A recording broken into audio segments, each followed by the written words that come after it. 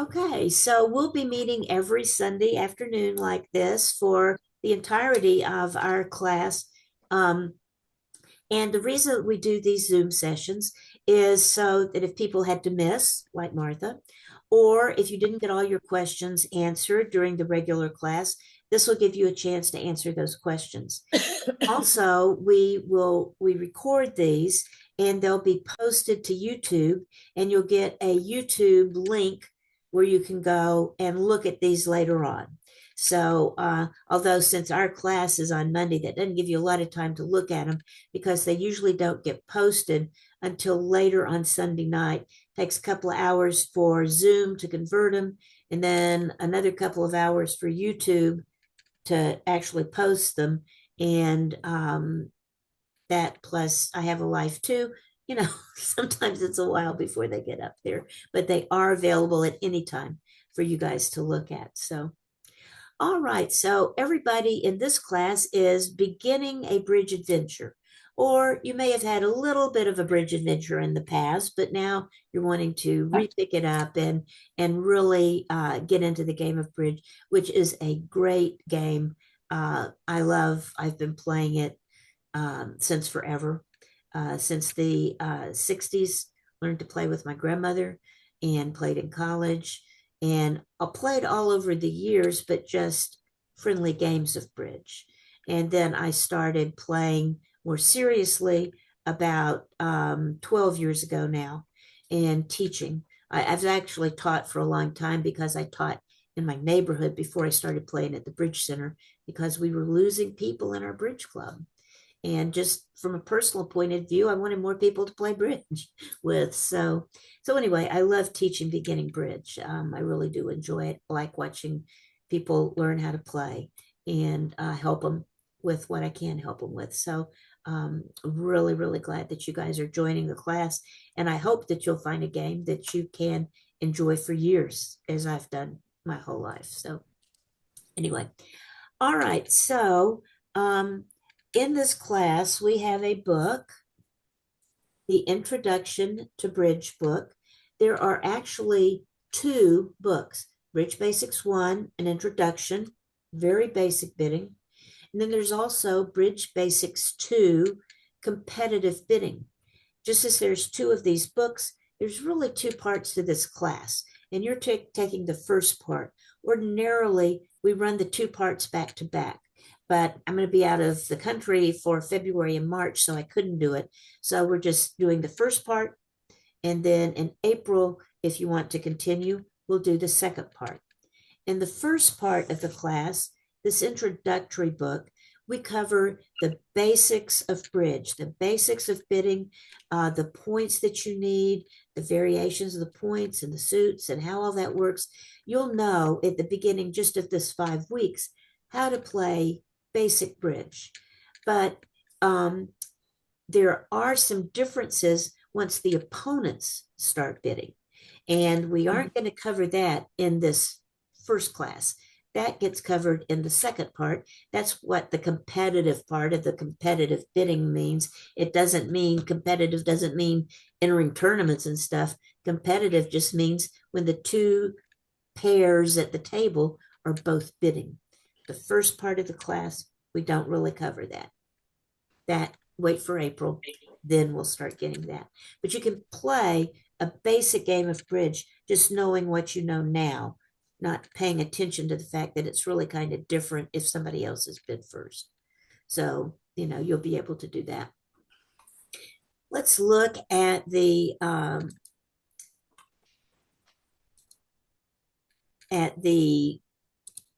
syllabus of the class so you can see what we're going to be covering as we go through the class itself. This first week, just an overview of the game to give you an idea about how things work and what we're looking for, some of the basic concepts, the hand evaluation, that sort of thing. Then next class, we're going to be focusing on major suit bids and responses. Then we'll focus on minor suit bids and responses. Then we'll talk about no trump bids. And then our last one will be a chance kind of to catch up on anything we're behind on and then play. in bridge, you need to have plenty of time to play. You cannot learn how to play bridge just by attending the classes. And I have some people that have tried that. They have attended beginning bridge classes for years and years and years. And when you invite them to play in a game, they always go, "Oh, I'm not ready yet." Well, you need to be ready. You need to be ready, like right now, to jump in there and just try to play bridge. Try learning to play bridge just by sitting in a class is kind of like learning to drive a car just by attending driver's ed classes. You'll learn in the class about things about operating the car and the rules of the road, etc. But until you get behind the wheel and drive the car, that's when you really learn to play. Plus, bridge is a game. We should be wanting to have fun and play the game. So we want to play the game as soon as possible. So I really, really recommend that you get out there and play online as soon as possible. And we'll talk more about that in our next class, how to do that. But a problem that we have in our beginning bridge class is that I can either cover the material or we can play hands. It's better for you to get to play hands, but that is very time inefficient. If I play a lot of hands with you, I can't cover the material with you too. And this class would be like 10 or 12 weeks long instead of 5 weeks long. So we don't play that many hands in class. That's why it's important for you to play outside of class. And not only is that important, it's fun also, but we will spend time playing hands in the last class because by then you have all the knowledge that you need to have, and we can really talk about some other things involving the play. That's kind of why we do it that way. If you look at the book itself and you compare it to the syllabus, there are 4 chapters in this book, and they correspond to the 4 classes that we have, but they're not in this order. The overview is the first chapter. No trump is the second chapter, then major suit bidding and minor suit bidding. The reason we do not do the second chapter here, no trump bids, second in our class, is because she doesn't cover no trump bids the way I think you need to learn them. And I don't like disagreeing with Audrey Grant because she's a great bridge player and a fabulous teacher. However, she only teaches a very basic way to play no trump, and nobody plays it that way. Only people that have just had beginning bridge play it that way. So if you try to play with any family or friends, or if you try to play in another game at the Bridge Center, they won't be playing no trump the way you are. And so you won't understand their bidding and they'll be confused by your bidding. So for that reason, I go ahead and do the little bit more advanced way to play no trump. That's not what she teaches in the book. So if you're a person who follows through the book, and I recommend that you do, don't expect us to have no trump, the second chapter, next week. Next week is going to be the third chapter, major suit bids and responses. Now, what I really like about the Audrey Grant book is, and there's other beginning books you could do. There's either other beginning books by Audrey Grant that we could do, but this particular set of books that she has have divided it into the essential things that you need to know. And in each chapter, she covers the material. Then there is a summary at the end of each chapter, which is really good to look at to remind yourself the key points she covered in the chapter. Then there are exercises at the end of each chapter, which are very valuable to go over the exercise and a discussion of the answer to the exercises. And then there are 4 practice hands that are in the book that you can look at. You can try bidding those and playing those, looking at it yourself. And then there's a full explanation from her on what the bid should be and how it should be played. So it's really very well put together for a beginning bidder. So really recommend, we don't cover the book front to back in class. So, but I cover most of it. So it's good for you to have read it or read it after. Either way can work. If you read it before, you might get more of what I'm saying as it's coming through. Or if you listen to the class, when I do the class, you'll get the overview, and then you can go back and maybe the reading and the summary will make more sense. Or you can be a person who does both. Then you're going to be like really hooked on bridge, right? So, okay. Bridge is a game played with four people at a table, four people and only four people, which is one of the reasons that the younger people don't play bridge anymore. It used to be, it was a very social game in the 50s, 40s, 50s, 60s. You know, you had two couples played at the bridge table, and that's what you had. But that sort of started changing, and bridge started falling out of favor some. There have always been a lot of people that played bridge. I've never found problems finding people to play bridge with, but it wasn't like it was earlier, where it was just a social game everybody played. So, but it is played with four people at a table. It is a partnership game, so that the people that are sitting across from each other are partners. One partnership here, the other partnership there. The person that's sitting across from you at the table is your best friend, because they are the ones that you sink or swim with. That's the people that's the person that's your partner. The other people are the enemies. They're your opponents. And so that's how we start out. Bridge has a difference. If you've played other games like hearts or spades or pinochle, canasta, any of the trick-taking games. That's what bridge is like, where you take tricks. But bridge is real different from them in that it has a bidding portion at the beginning. And at the bidding, you're using coded messages and a limited language to discuss what your hand is and how it works, what you have, what your partner has. And that helps you figure out, where do we go? Where do we belong? If you played hearts or spades, you do a real rudimentary version of that, in that you guess how many tricks you could take. That's just from your feeling based on your hand. There's really no guidelines to how you do that. Just through your experience as you've played the game over the years, you'll have a feeling for how many tricks your hand might take. So that's just a guess. But in bridge, we actually have a language that has specific meanings that we use to go back and forth with our partner to decide not only how many tricks we can take, but what should be the trump suit.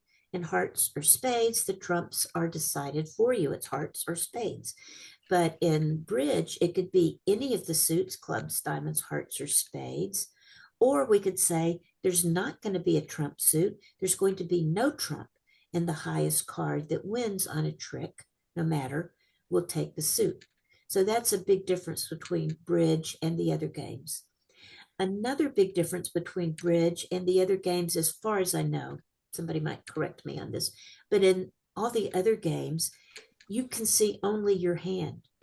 In bridge, as soon as the decision is made about what the contract is, what we're going to be playing for, one person will be in charge of that, and they'll be called the declarer. The other person puts their hand up on the table, face up, so that the declarer can see their partner's hand. And that's a real difference, a real advantage. Makes a real difference in the strategy of the play when you can see your partner's hand and play it. And so that makes it a lot easier, right? Than when both of you were playing independently and don't know what the other one has. So it's a big advantage. The other thing, though, is the opponents can see this hand that's face up. So everybody at the table sees half of the cards in bridge. You, as the declarer, the player of the hand, see your partner's hand, but the opponents can see their individual hand and your partner's hand. And so the strategy of play, because of that, because one hand is up on the table, is really different.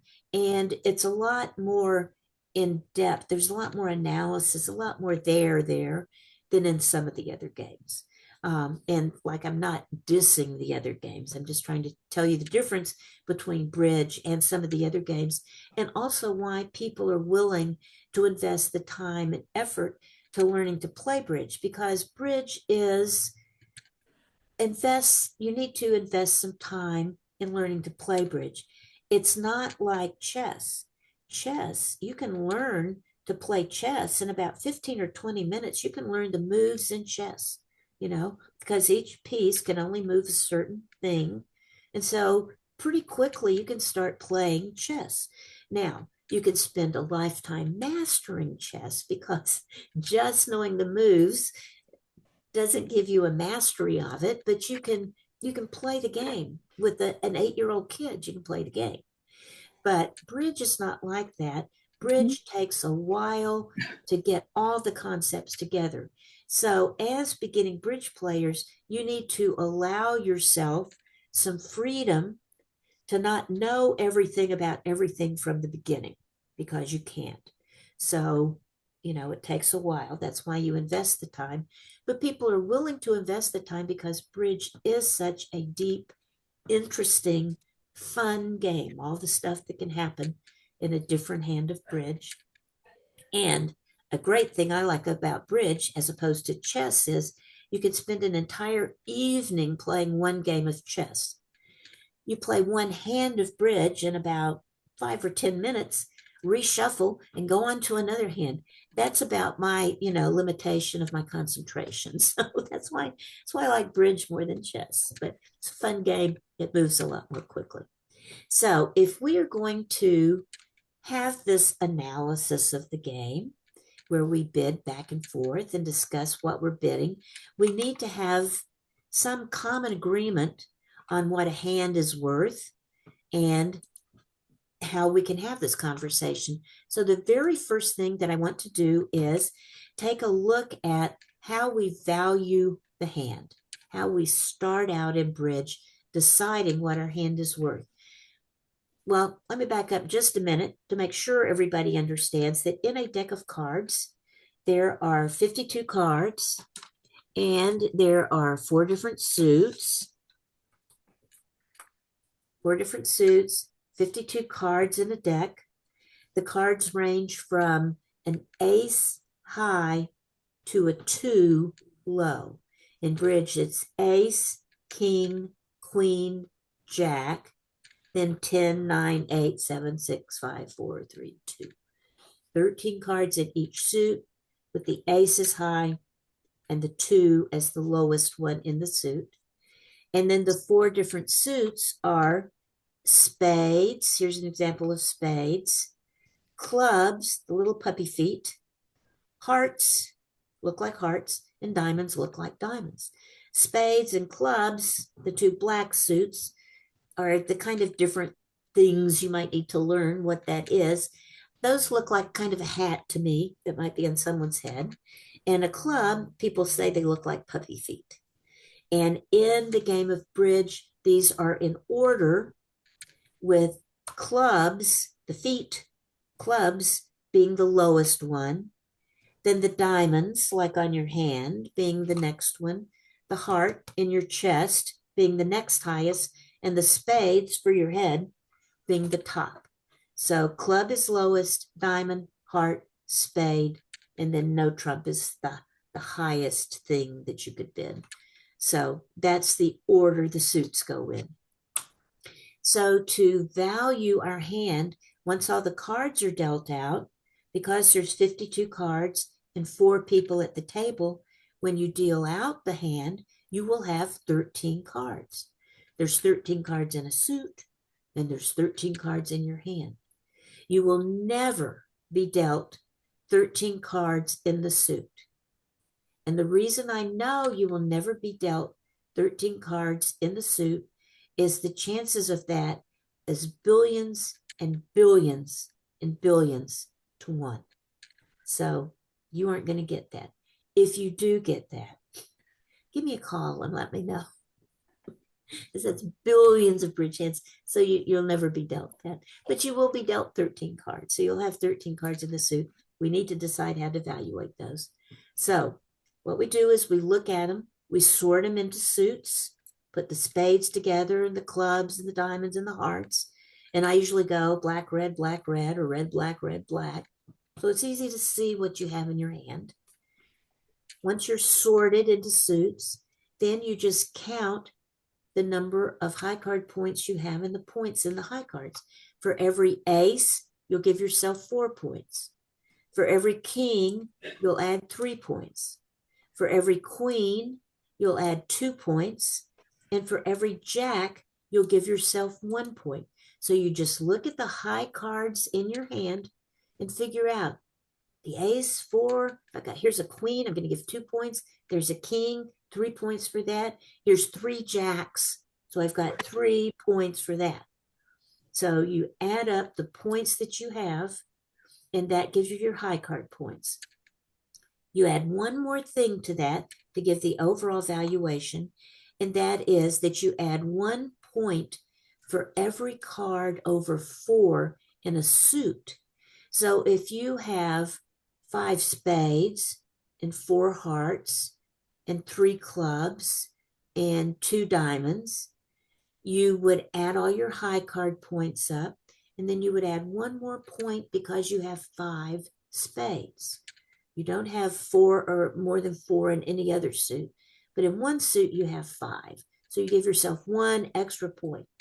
If you had 2 5-card suits, 2 extra points. If you have a 6-card suit and a 5-card suit, you'd give yourself 2 plus 1, 3 extra points. So you add extra points to the high card points that you're giving yourself in the hand. Now, think about this for just a second. If we're giving ourselves 4 points for every ace, 3 points for the king, 2 points for a queen, 1 point for a jack, there is an ace, a king, a queen, and a jack in every suit. So every suit has 4 plus 3 plus 2 plus 1, 10 points. There are 4 suits, so 4 times 10 is 40. That means a deck of hands has 40 high card points in it. So we are communicating back and forth with our partner as we go through this, so we can figure out how many of the 40 points we have as opposed to how many of the 40 points the opponents have. That lets us know, should we be bidding or not? If we only have 15 points, they've got 25 points. They're probably going to be the ones that make the decisions about the bidding on that hand. So the more points they have, the less we have. The more we have, the less they have. So if you have the most, if you have 20 or more, that means you're kind of in charge of the hand. So we do this first to add up our points so we know what our hand is worth. And this is an agreement that we all have. So if you think about this, if there's 40 points in the deck, what would be your kind of average points that you have? 10, but then you have to account for the 1 or 2 extra you might have in the suit. Exactly. So 10, 11, 12. That's right. Around 10. Yeah. And usually we kind of ignore the fact that there are a few length points out there because we're not sure how many are out there. Yeah. Okay. So we just kind of use the 40 for our mindset of what we're dividing up. But we do count it when we're looking at what we have. So about 10, 11, 9, 10, 11, that's about an average hand. So the more points we have in our hand, the fewer points other people have. Bridge is always a zero-sum game. There's only a certain number of points divided. The more I've got, the less you have. So to have about an average hand, you've got around 10. Better hand, 13 or more. Worse hand, 5, 6, something like that. So you kind of have this gives us a reference point for knowing the value of our hand that we can all agree on. And then our bids will give information about this, and that will give us more of a reference point of what we're going to agree on. As we're bidding, we are always trying to answer the question of how high should we be? How high should we be? How many tricks should we say that we can take And where should we be? Should we be in a suit, clubs, diamonds, hearts, or spades? Or should we be in no trump?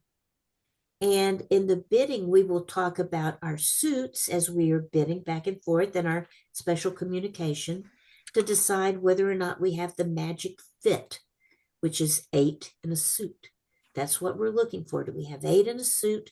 If we do, if we've got 8, if we've got 7 and they've got 6, because there's 13 in every suit, we've got 7, they've got 6, that's pretty good. We've got more than them. But if we've got 8 and they've got 5, that's really a difference. And so 8 is where we really start saying, this is our suit. Sometimes we wind up playing in a suit with just 7, but that's not on purpose. We want to have 8 or more. So let's look at the bidding ladder then.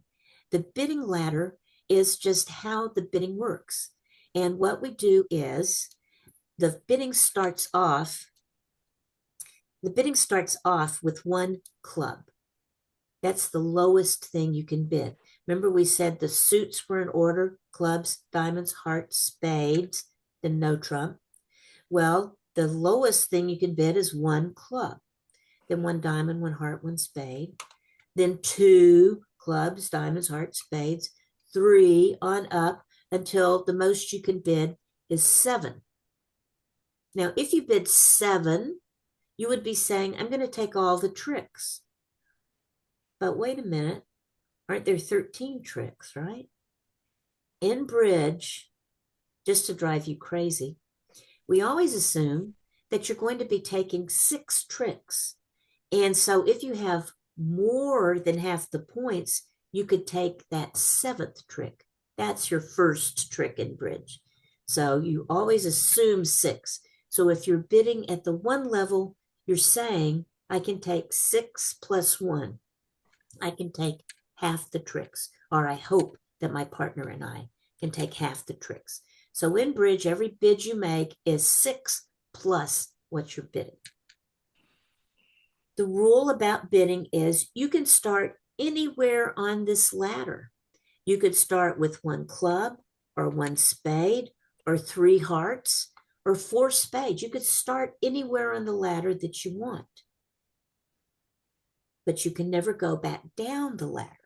So wherever you start, the next bid has to be higher.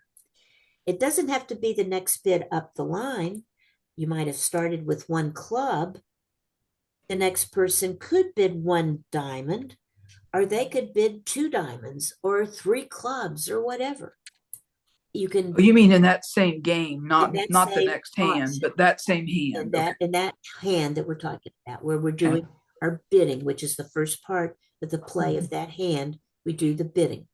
And yes, in that one, you can start anywhere and you can bid next anywhere as long as it's higher up the ladder.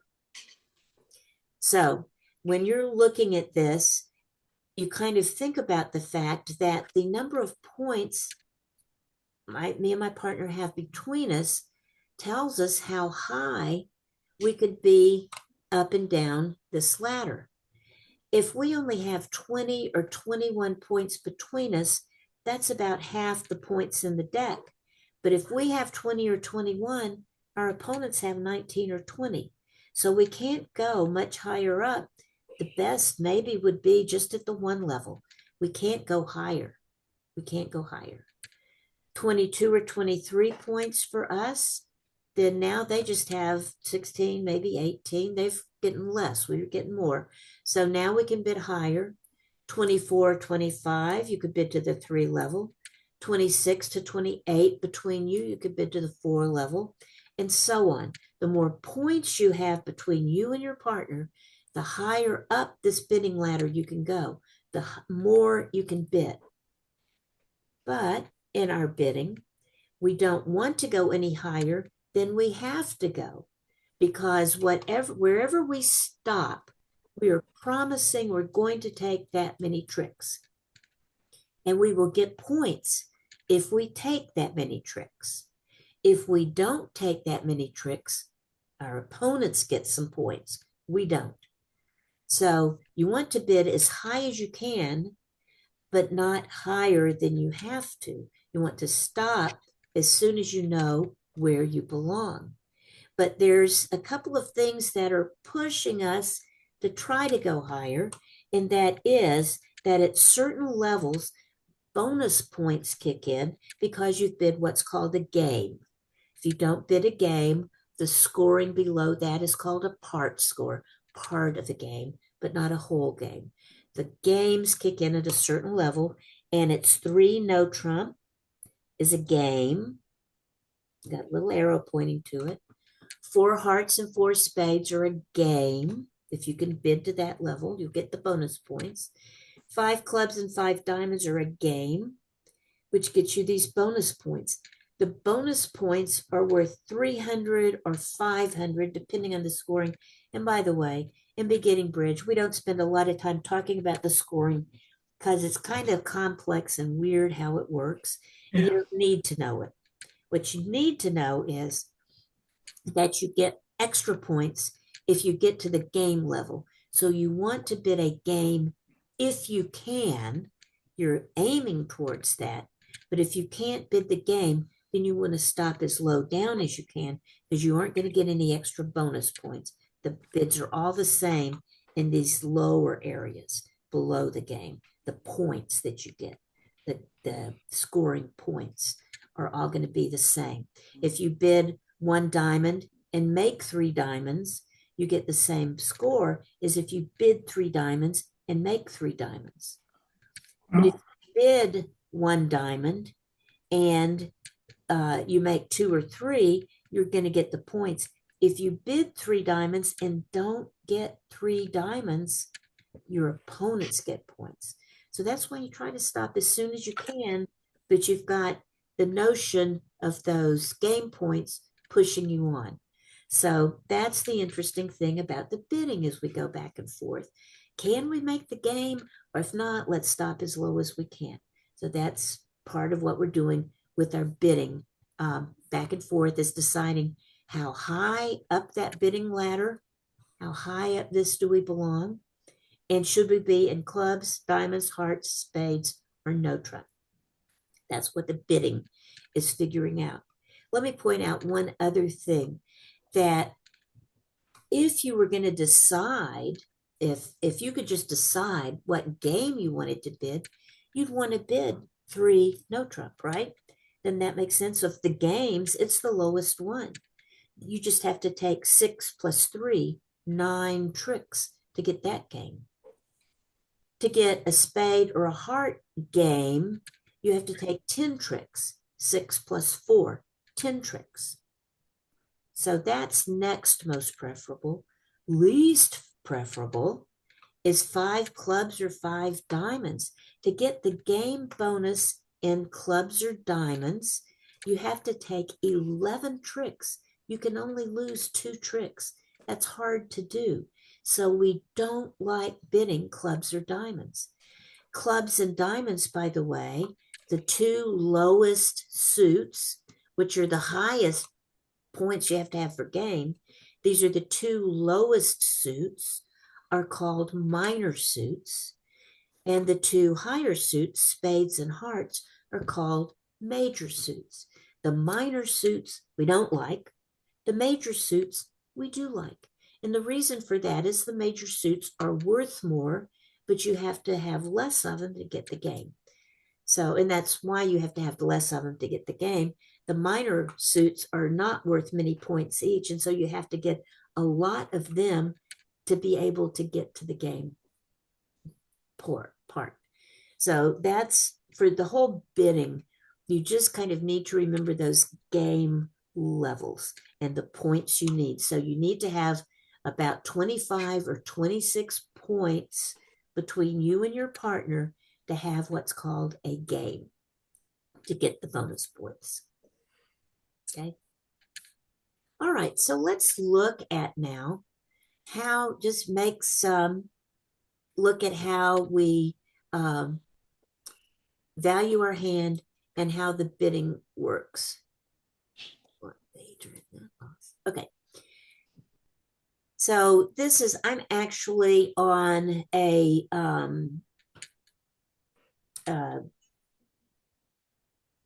an app right now that's called BridgeBase. I'm on the BridgeBase site itself. BridgeBase online is what we call it, bridgebase.com. We're going to talk about that more in our next class about these different uh, ways you can play bridge on the computer. But I want you to look at it now just for the fact that I want to practice making some of these bids and practice looking at how we value our hands. So let's look up here at north. Now that's another thing about bridge. In bridge, there are four people at the table, and we talk about the four directions of the compass: north, east, south, and west. North at the top, then east over here, south at the bottom, and west on the side. That just makes it easy to refer to which hand at the table we're talking about. That's all it means, is it's just the location of the hand of the four at the table. So on this hand, let's look at this hand and value this hand. For this hand, we've divided into spades, hearts, clubs, and diamonds.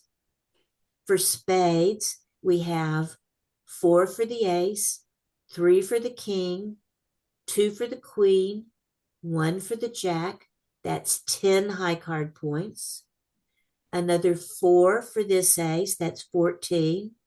Another 2 for this club, that's 16. So we have 16 high card points in this hand, and we have 2 for length. So this hand is worth 18 points. Are you saying link or length? Length, Length. Oh, it makes more sense. Okay, great. Length. Okay, got it. Yeah. Length. Okay, perfect. Length points. I might mention this also, that for those of you that have played in the past, you may not have done those length points. We used to use shortness points. In that case, we might have added extra for the 2 hearts or the 2 diamonds, but we don't do that in bridge now. In bridge now, you look only at the length, the long suits, because those may be worth something extra. So the total value of this hand is 18. And if we said our normal hand is about 10, that's pretty good. 18 just seems like that would be a lot, right? Mm-hmm. Let's look at this hand then.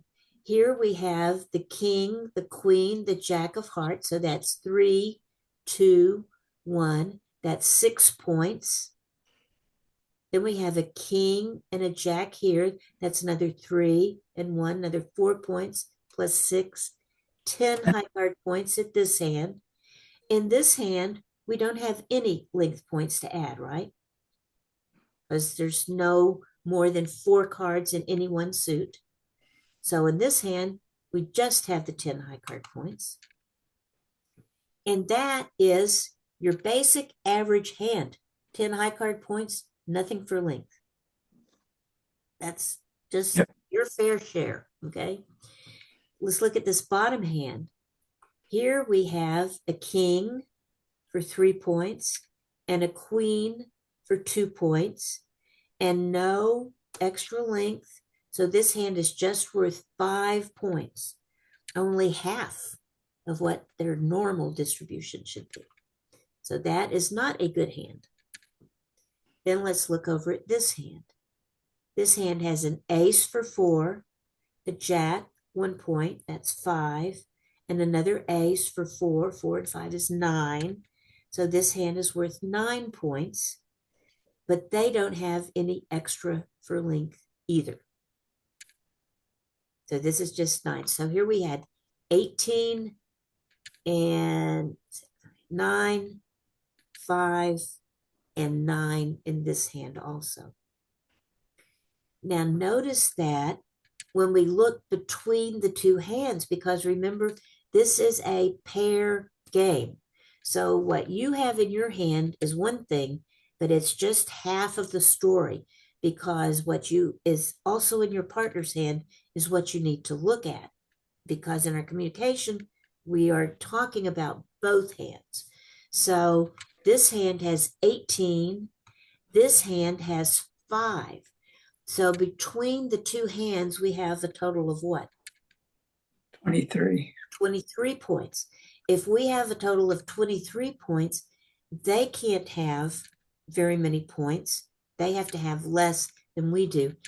Now, because we have a couple of extra for length, there's a total of actually 42 points in this hand, right? Because nobody else had length points, but there were 2 up in this hand.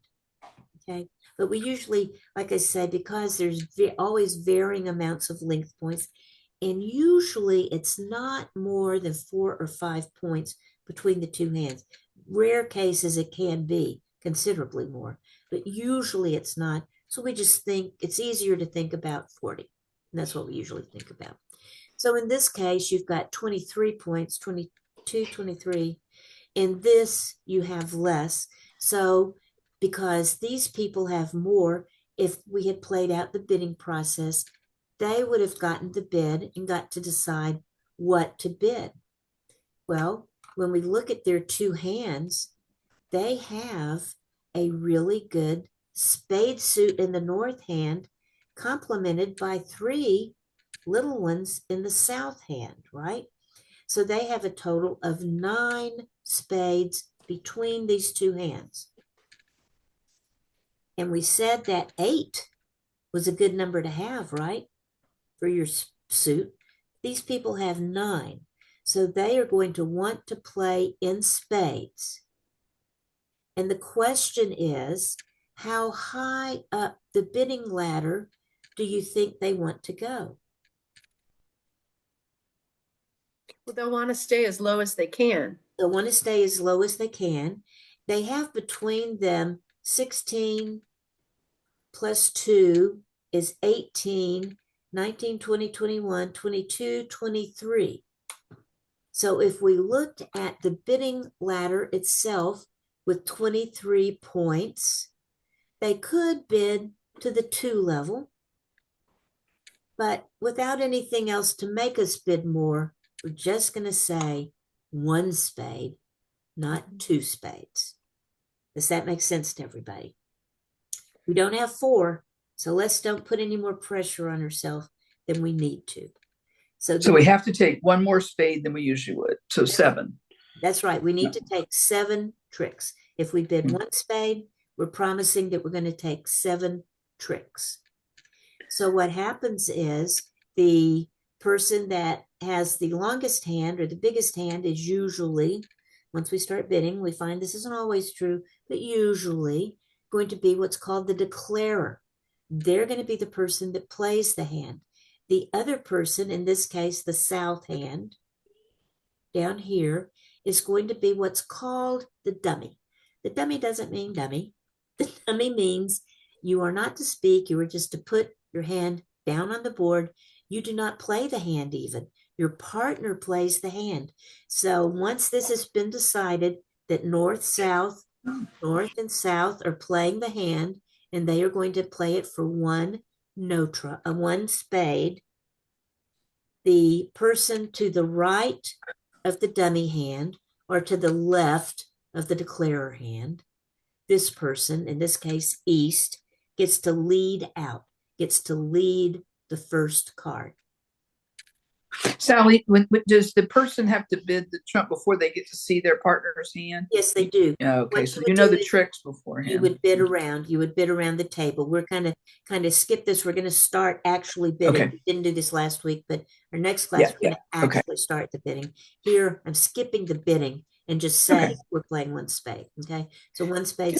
Can I just get a confirmation? The dealer always opens the bid. Yes, the dealer. And the person to the left then leads. The person to the left of the declarer. Of the declarer. Okay. Leads. Oh, okay. Right. The dealer and the declarer are the same person. Same person. Okay. But it could have been the person that opened might not have had that hand. It might have been South's turn to open, and South wouldn't have bid anything. Mm-hmm. But in this hand, North was the opening bidder, and North turned out to be the declarer. Sally, how many people in the class, sorry, this is a little bit off, but are brand new to bridge? I know I've never done anything and I I wasn't would sure. say half, guys, those of you that were in the class, it was about half and half, I think. Okay, that's good to Maybe a know. few more towards not playing than usual. Usually it's about half and half.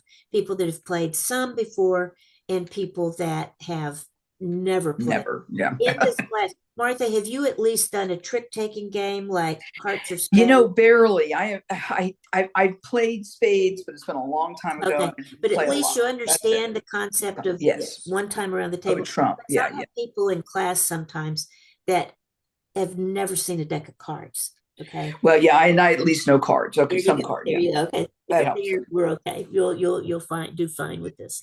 So in this case, we have agreed that just through our open discussion, not through official bidding, but just through our discussion here, that we're going to play one spade. That means North is the declarer. The person next to them gets to lead first. And usually they could lead anything they wanted out of this hand. Anything.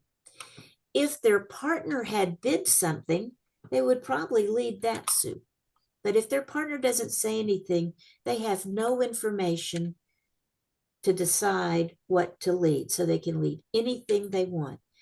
But there are some guidelines. If your partner bids, you lead that. You usually don't want to lead what the opponents led because that's their suit.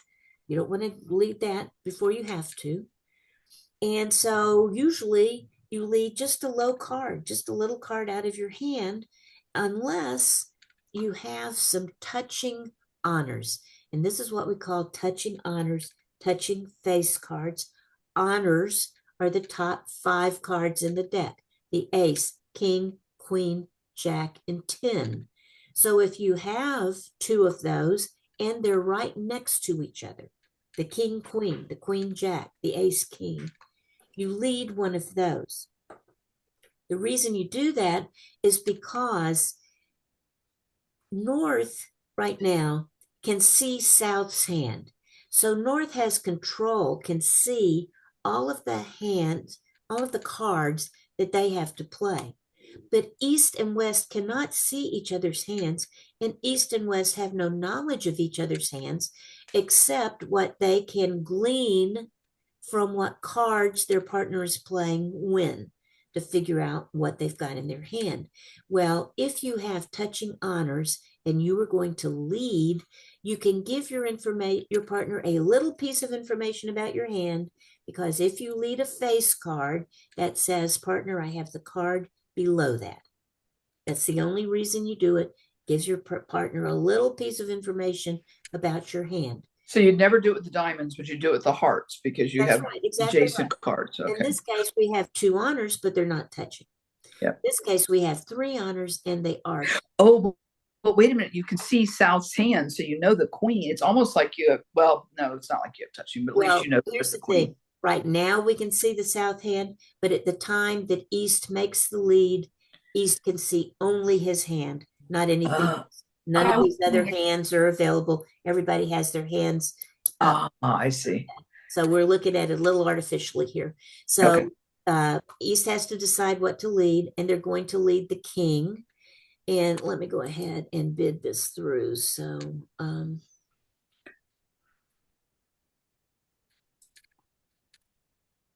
West, why aren't you bidding?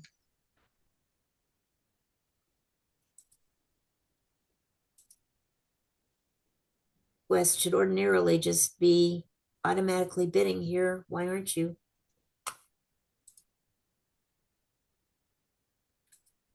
Oh, so they decided to pass because they don't think they can beat it. Okay. They should just be passing, but oh, there we go.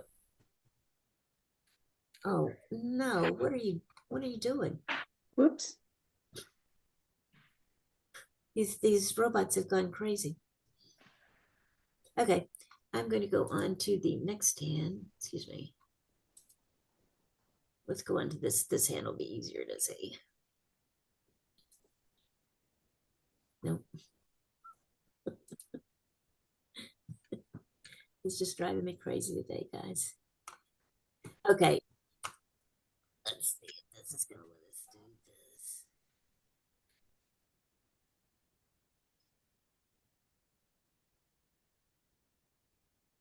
No, this is just going to totally thwart me today.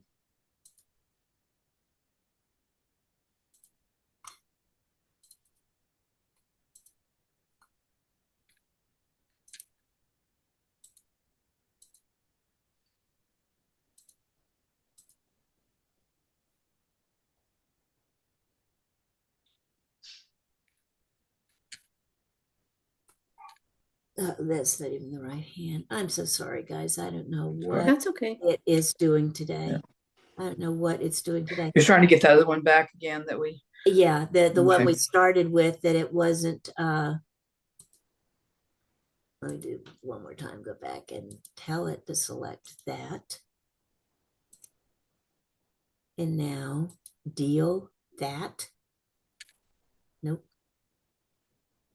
That's not it. I don't know why it's doing it.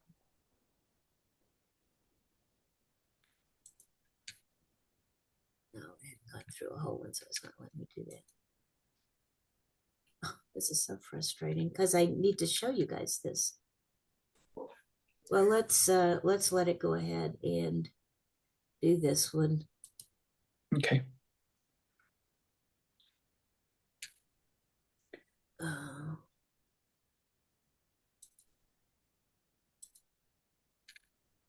All right, that'll at least let us do something. Okay, this bidding turned out to be 4 spades this time.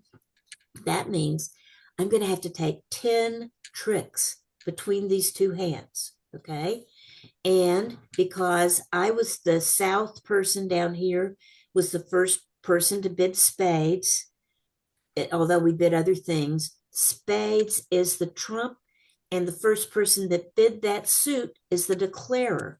So I was the first person to name spades. So we're playing 4 spades. I'm the declarer. The person to my left is going to be leading out. And notice in their case, they had touching honors and led the Jack of Hearts. Okay. This hand is now visible to everybody at the table. You need to put that in mind. These other 3 hands, west, south, and east, can only be seen by that person. Does that make sense to everybody?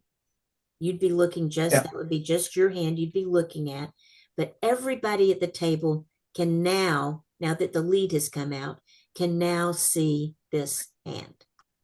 And nobody's declared a trump. Sorry to ask kind of a dumb question, but the declarer doesn't have to say what the trump is, right? The declarer has said what the trump is in this case, because we went through the bidding and we agreed that we were going to play 4 spades. I'm surprised they picked spades. I thought they would have picked hearts. Well, but look, in hearts, we only have 7 between us. Oh, but you didn't know what the other person had. Oh, I agree. We looked good. I just didn't know. No, as we went through the bidding, and we haven't covered the bidding yet. That's why. Okay. I'll stop. So don't worry about the bidding now. But yeah, you're right. There would be a question, but in the bidding, it should have come out, and it did, that we should be playing 4 spades. So the Jack of Hearts is led. So now what I do, I'm the declarer. Let's pretend I'm the south person. By the way, this is me. I'm Salsa 247 on Bridge Base. So anyway, so that is my hand. I'm the declarer. I can see this hand and the north hand. So I look at the Jack of Hearts that's led, and I want to say, how many tricks can I be sure that I'm going to win? Well, in hearts, I can see I should win 3 tricks at least, the ace, king, queen. In clubs, I can't be sure of winning any tricks, probably won't win any tricks. In diamonds, I can't be sure of winning any tricks. I might not win any tricks. And in spades, I can win probably every trick except one because I'm missing the king. If the king wins, then I'll just have 4 tricks, but I might have 5 tricks. So I have 4 or 5 spade tricks and at least 3 heart tricks. So if I have hopefully 5 spades and 3 hearts, that's just 8 tricks. How many tricks do I need to take if I'm supposed to take 4 playing 4 spades? How many tricks does that promise? 11 or 10? 6 and 4, 10. Oh, So, 6 and 4, sorry. right. And I Okay. have been, the reason I went to that 4 level is that's that game level, the game bonus. Oh, So the game bonus is on the line here. That's why we pushed up that high to see if we could get this. So I'm going to have to find 2 other tricks Mm. somewhere. So there's a couple of things. Diamonds and clubs are out. That's not going to help me any. Okay. I got no winning stuff there. So what I got to try to figure out is there a way for me to take 5 spades and 5 5 hearts? hearts. Yep. Or alternatively, is there a way for me to trump something over here and get an extra trick that way? And that doesn't look too likely. So what I'm going to do is I'm going to go ahead and play a little heart, then they'll play a heart, and then I'm going to win it. I could play the queen, the king, or the ace. Do you see that? Those are all the same value because they're all higher than the jack. Doesn't make any difference which one I play. Okay? So I'm going to go ahead and play the queen. That's high enough to win. Does that make sense to everybody? Martha, you Yeah, it makes sense to me. Also, it leaves those other 2 players not knowing who has the ace and king. exactly right. That's exactly why we do it. I play the queen, but think about this because of Martha's point. East and West do not know where the ace and the king are if I just play the queen. So that's good. By the same token, I also could play the ace because that still keeps East and West out of knowing where the king and queen are.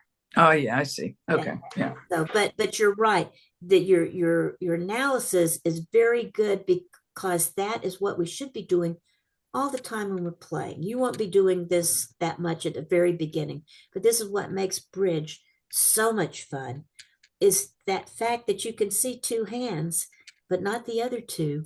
You make assumptions, and that guides how you play. So anyway, so I'm going to play that queen. Now, usually the next thing I could do, I might go ahead because I need to play hearts sometimes, right? So I might keep playing hearts, but what I run into the danger because is if they don't have a heart, they could trump. So I would rather get the trump out of their hand first, then see what happens with my hearts. Okay. So if I try hearts first, I might get trumped too quickly. So I'm going to try spades first. And my issue with the spades is where is the king? I don't know. If the king is in the west hand, then maybe I could win. If the spade is in the east hand, I'm definitely going to have to lose it. So I'm going to play a high card from over here and hope that this person has the king. So I'm going to play the queen. Now they have played a little card. I still don't, because remember, I can't see these 2 hands. I still don't know where the king is, right? But like I said, I'm going to hope it's over here. And so I'm going to play a little card out of this hand. That's a tough one. Hoping that he had the king. And look, he did. If this guy had had the king, right, the east hand, he would have now played the king and won my queen. Yeah. My other cards would still be good, but I would have lost the king.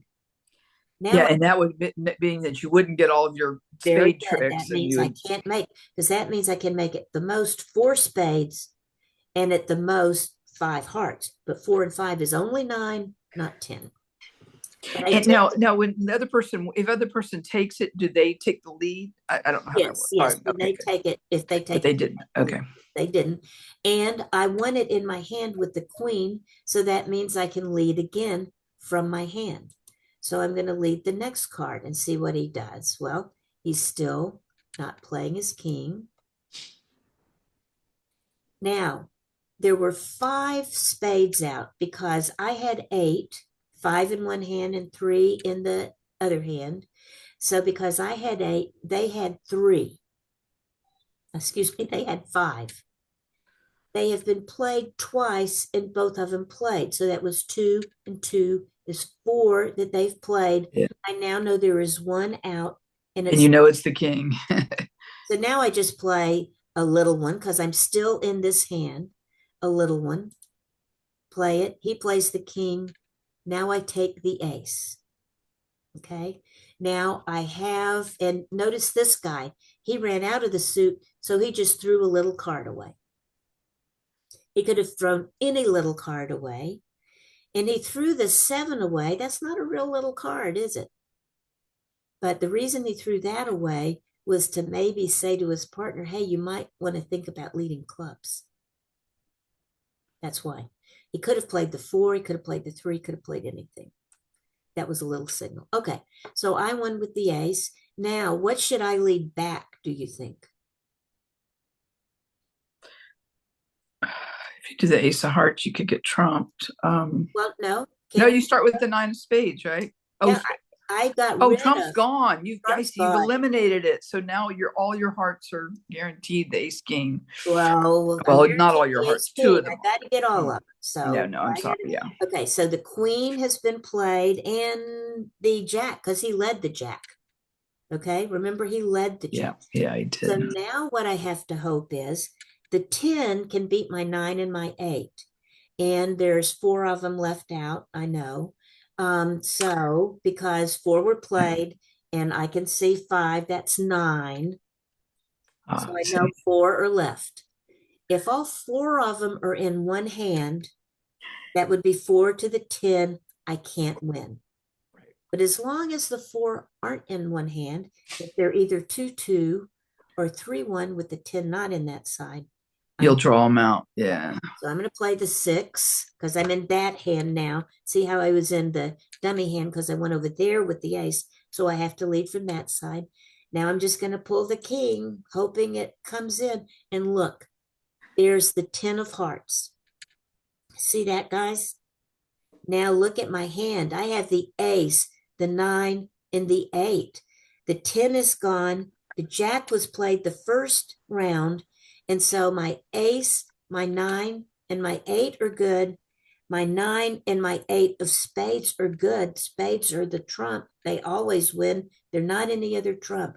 So I know right now that I'm going to have the rest of the tricks to make my contract.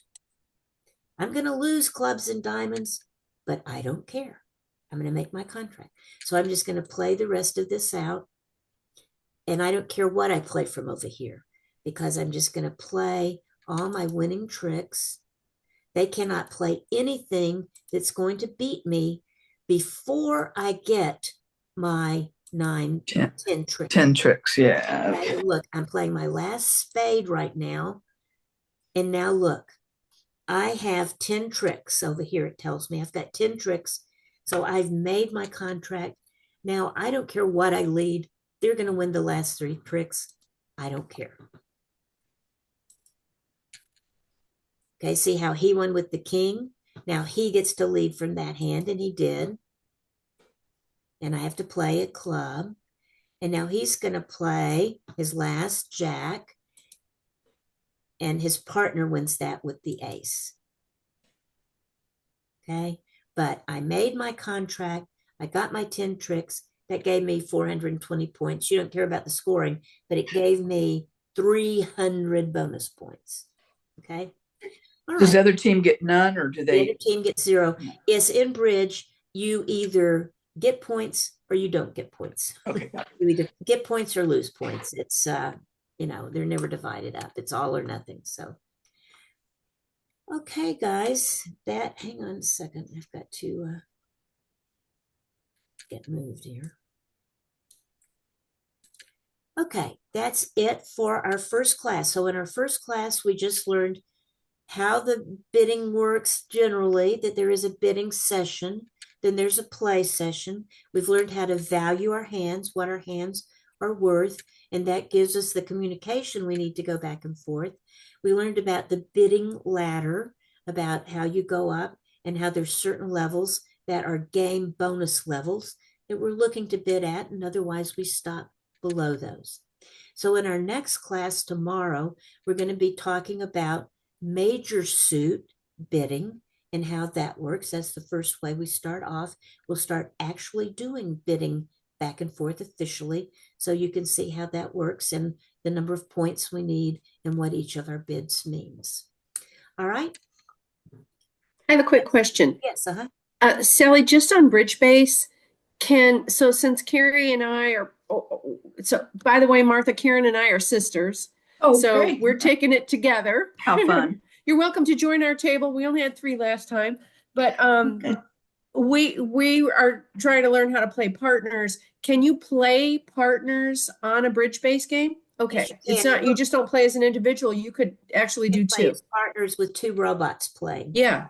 Yeah, Okay. yeah, you can do that. And I'm not going to talk a lot about Bridge Base because not everybody uses it, but I'm going to talk a little bit about how you get on and how you can do that, because I Yeah. really encourage you guys to do that, to Yeah. get on as partners. And you would set it up the way I did to set up that table, Okay. Okay. I won't ask any more questions. We'll talk about it tomorrow. I'll learn more. All right, guys, we will see you Excellent. tomorrow then. Thank you. This was great. Okay, good.